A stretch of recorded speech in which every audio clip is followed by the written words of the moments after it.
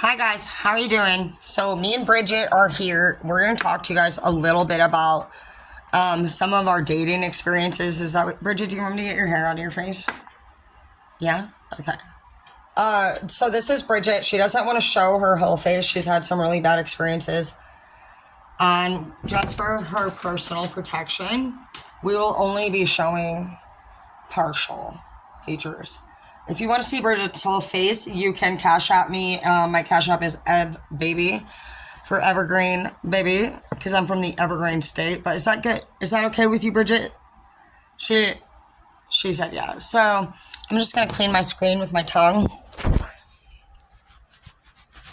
And me and Bridget are gonna be here today. We're gonna be talking a little bit about some things not to do when you're dating. We're going to be talking about basically our dating experience. And since we've been out here, we've been basically living the female version of 51st dates. Can somebody please come and put a smiley face on my chest?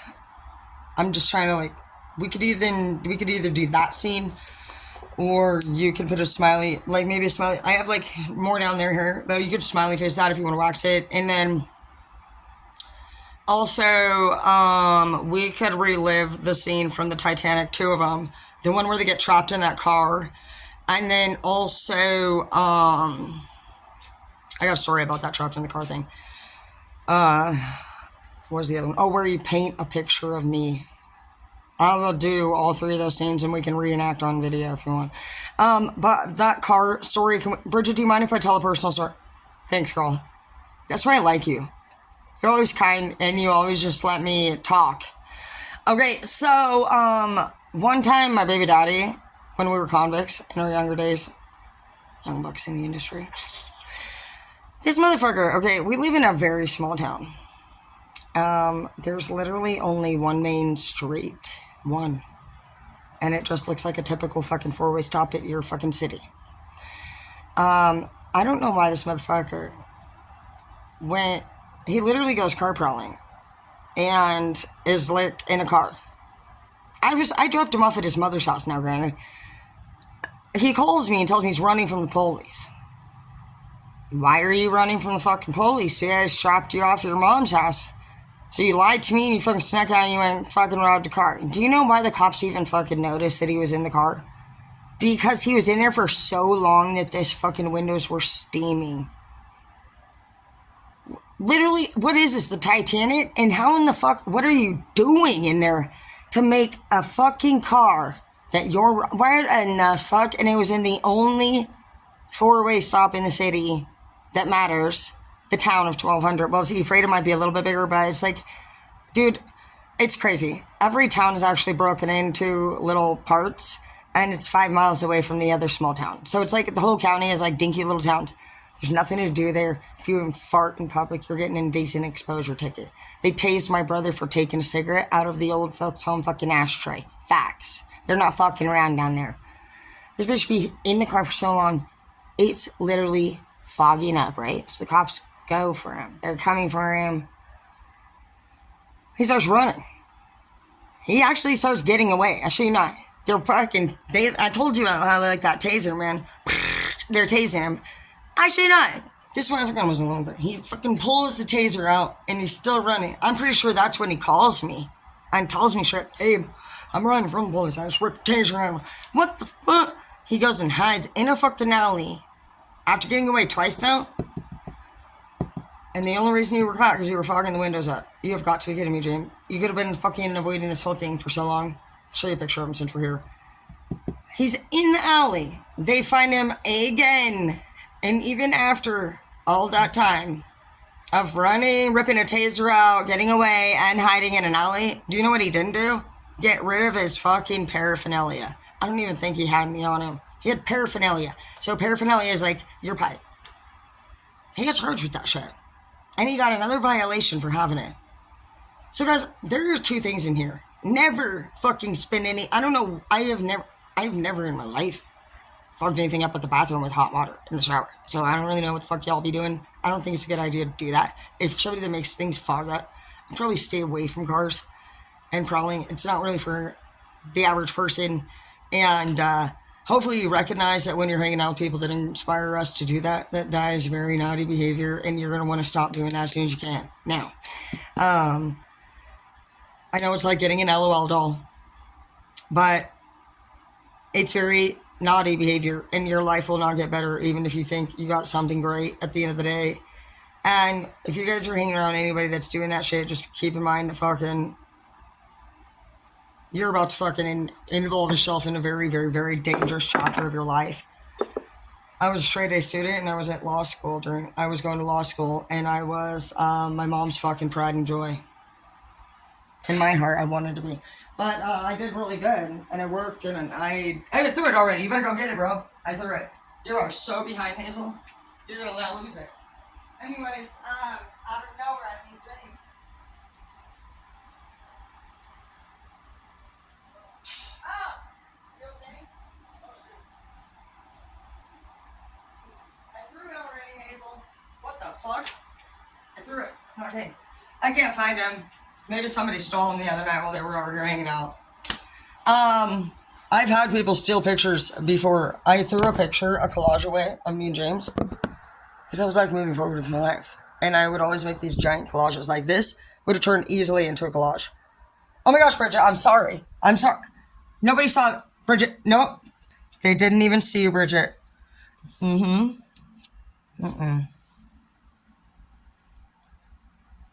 No, it's fine.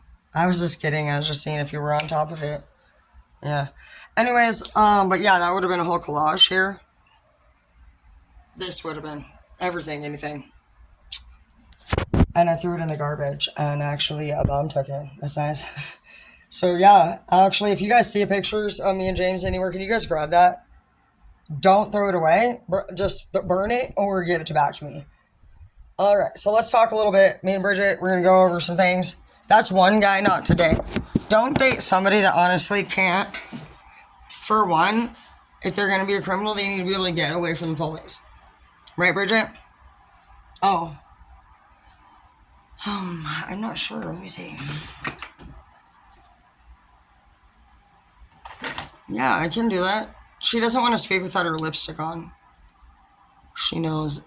She really knows exactly how to take care of herself. She's been working really hard on that. Okay. Never date somebody who doesn't have a job, a house, or a car. Okay? At this time, we're not doing that. Because we're not backtracking here. This isn't fucking Dr. Save-A-Ho, okay? This is fucking hell no. We're not playing these games, you know? Like, don't do it. So that's on the no-no list. You want some? Ooh, girl. That's right. All right, so next thing's next. I think we need the paper. The paper. The paper. The paper. I know you want me to. So we're going to actually start. Hazel, I threw it out there already. Like I did. You were so behind.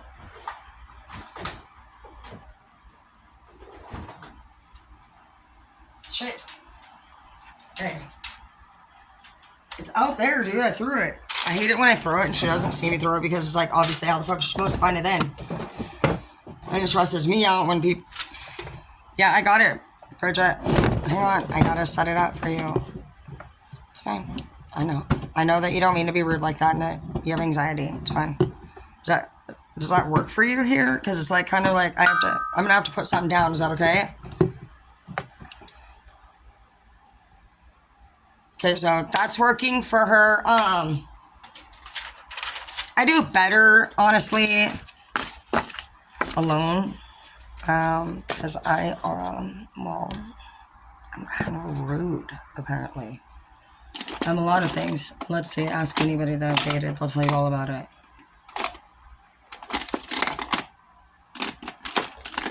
I don't know what happened. I'm just minding my own business, doing my own thing, up in heaven, living my best life, and all of a sudden, I see this fucking dark tunnel, and it was fucking slimy. I shoot fucking out. I hit the fucking floor. I don't know what the fuck kind of tunnel fucking has that fucking big of an opening at the fucking end of it. But next thing you know, I'm seeing this bright light and fucking, there's this fucking chick, dude. Fucking trying to shove my face in her boob, dude. I hated it. I don't even fucking, what the fuck? I don't even drink working white milk. I drink chocolate milk. Fucking, who the fuck is this? Doctors are sitting there fucking touching me. And I hate doctors. Literally, I don't even want to go to the doctor. I hate them. And then I was on this fucking farm. And I'm fucking literally doing this fucking labor work. What the fuck, dude? Who even signed me up for this shit, dude? I felt like I was like on that fucking World's Worst Kids movie where they send them off to the fucking middle of nowhere and they fucking try to teach them a lesson. I'm still fucking pissed about it, guys, and I didn't learn shit. Okay, I only learned how to fucking be an asshole like most of the people that were talking shit to me. What about you, Bridget? What'd you learn? Well, the first thing I want to recommend people not to date is somebody who has no accountability or gaslights. That's a really good one, Bridget. Thank you. So accountability and gaslighting. Okay. So we're going to put those down. Let's talk a little bit about that. So, I can give you examples. Actually, since we're doing this whole 51st dates thing, I'm going to tell you an example of everybody that I've dated and how they failed at these things. Accountability. When my ex, Chris, offered to fix my sink, voluntarily, I bought all of the supplies from Ace Hardware, which cost me almost $300. And out of nowhere, he gets out of the car and he decides he would like to fix my sink early in the morning. I was very surprised because I have to work at 9, and I definitely wasn't expecting him to fucking jump out of the car at 7 a.m. and do my sink. But I mean, I'm like, well, that's really sweet. How thoughtful of him. In my head, I'm thinking I would definitely not want to do a service for somebody that early, but that was really sweet. How would I know you're about to do it like shit? This motherfucker apparently doesn't know how to change a faucet. He chopped 3 of my fucking hoses. 2 of them go to my fucking water filter system. 1 of them goes to my garbage disposal. And there's a white plastic tube that I thought was actually plugged in the first place that from the garbage disposal, which I was right. And I recommend, you know how men are, or anybody is, you know, that doesn't want you to tell them what to do. You know how they can be a little bit weird about it. Even though you're like feeling like they're doing, you're like, I don't, you know, does that look okay? Does that look right? Women get accused of supposedly being too annoying and too pushy when somebody else is doing a project. But no, we're not doing anything. You're doing it wrong. And every time we think that you are. And you want to sit there and say that we're a bitch. And that's what the fuck you didn't help in the first place. Can't do it right in the second place, and will never help again in the third. Anyway, so yeah, water spraying out. It looks cut up and bad. So I call him. So we don't live together. And I said, hey, babe, like the sink, it's like spraying. He said, well, I'd fucking do nothing. I didn't fucking do it. Okay, now he's never cussed at me once in a year and a half. Red flag. Red flag. Notice behaviors that are not common. Uncommon behaviors, we're going to call that one. That is a sign right there that, guys, you need to pay attention to. He cussed and he got defensive. He's never done that. So I knew right from the top, that was odd. Long story short, he basically denied doing any of the cutting or ruining the sink in any way whatsoever. He completely said he didn't do it. He cursed at me, and then he didn't speak about it again or fix the sink.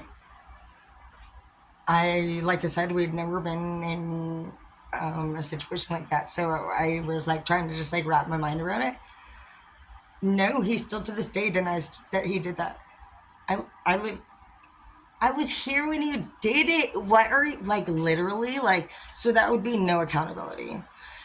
Just straight up denying that they did it or making excuses for why they did it. If you're like, hey, you know, this is like, I don't like it when you, and they're like, well, I didn't fucking do that. Maybe you should fucking learn. You know, they always gaslighting. They want to respond to you every time you say something with something back that's about you instead of fucking in any way being accountable, being understanding, being empathetic. Big problems. You do not want to sit there and go on around and around and around, repeat. What is going on here? And you're like, no, if you find yourself ever like thinking, You do re-explaining yourself, big problem. Stop re-explaining yourself. Stop trying to explain what you mean in a different way. It's not confusing. This person is trying to manipulate you, and they're trying to honestly still stay with you, and they think that if they can just make you believe for a little bit longer that things are the way that they're trying to make you think that they are, they think that they're going to be able to stick it out a little longer, and this person is clearly needs you in a way because they don't have the power to fucking have self-respect and say, hey, anybody, you guys both need to understand that you both should be respecting each other. There just needs to be respect for individuality, I'm going to put. Bridget, do you mind if, because you're not really saying a lot, and I was just wondering do you want to go back to your room? Okay. Yeah, we'll see you on the next one. No problem. Ellen, can you get Tim to open the door? Thanks. All right, so, she's learning how to get back out there after everything she's been through, which is like all of us guys, so just be patient. Okay, so what we're gonna do here is that good? Yeah, that'll work. All right, so respect, individuality.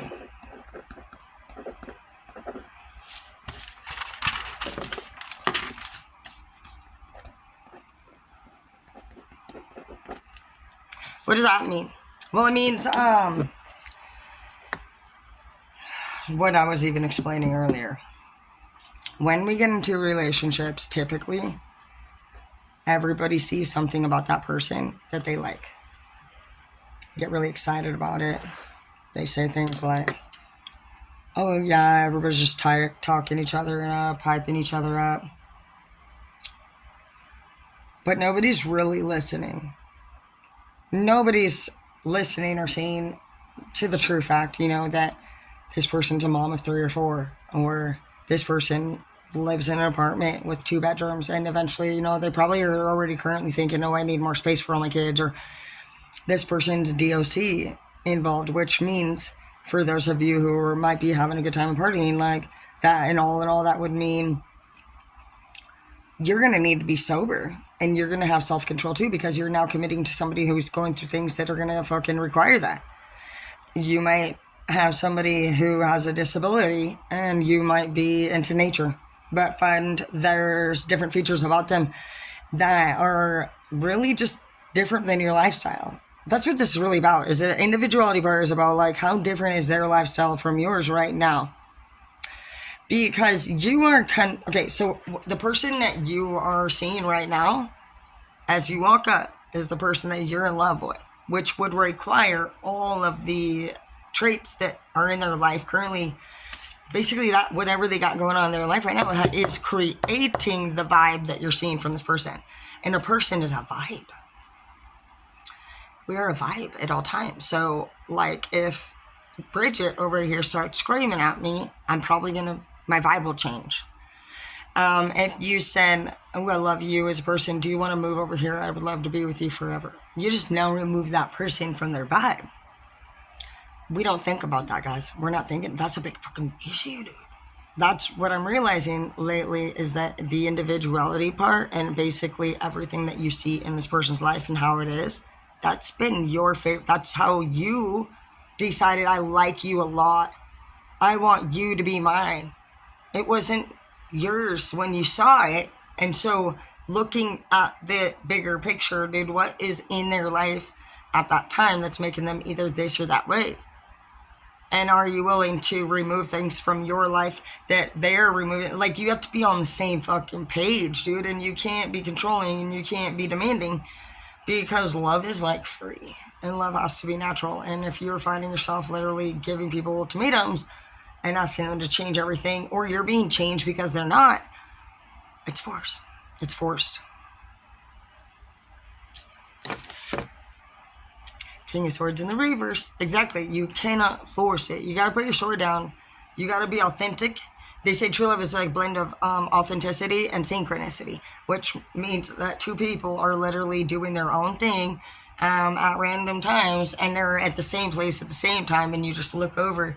It'd be like if I was outside throwing my ball from a dog at a park, and she's being all cute like she is, and I'm like, I love you, Rachel. I love you, baby. Come here. Where's your toy? I threw it. I'm not kidding. She doesn't think so. She thinks I'm hiding it. But it's when you're not trying to be cute, it could be it. See, like when I upload pictures of me being sexy, that is not me in my natural state. That's something that I enjoy looking like and doing. So anybody more than likely that hits on, anybody that would be of a love interest in that category, I would know is not my true soulmate in my heart. Right now, I could see somebody fall in love with me because I'm not drinking and I'm not using. I'm literally just drinking coffee and fucking hanging out with Bridget, and I'm natural. This is a me that I would be fine with somebody falling in love with me, like, you know, when I be tequila terror or fucking party terror or fucking asshole terror, asshole terror is not very nice to people, so I'm scared for all of you. According to my mom, I have fucking 29 personalities, and she only likes one of them and doesn't even know who the fuck it is. She can't even put a finger on it. Trying to put a name on it. So we can bring her out, Priscilla. Anyways, you know, you just... I just thought to myself, well, you only have one personality, and I don't really fucking like it. But I do love my mom. I just fucking think...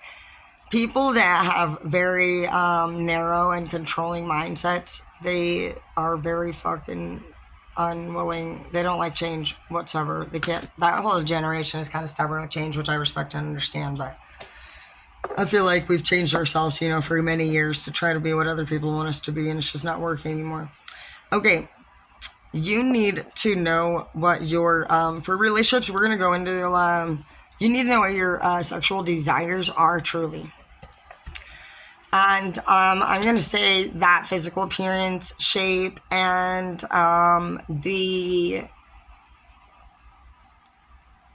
basically it's like the type of passion that you're having. Okay, so I'm going to give you a couple examples. It doesn't work for me.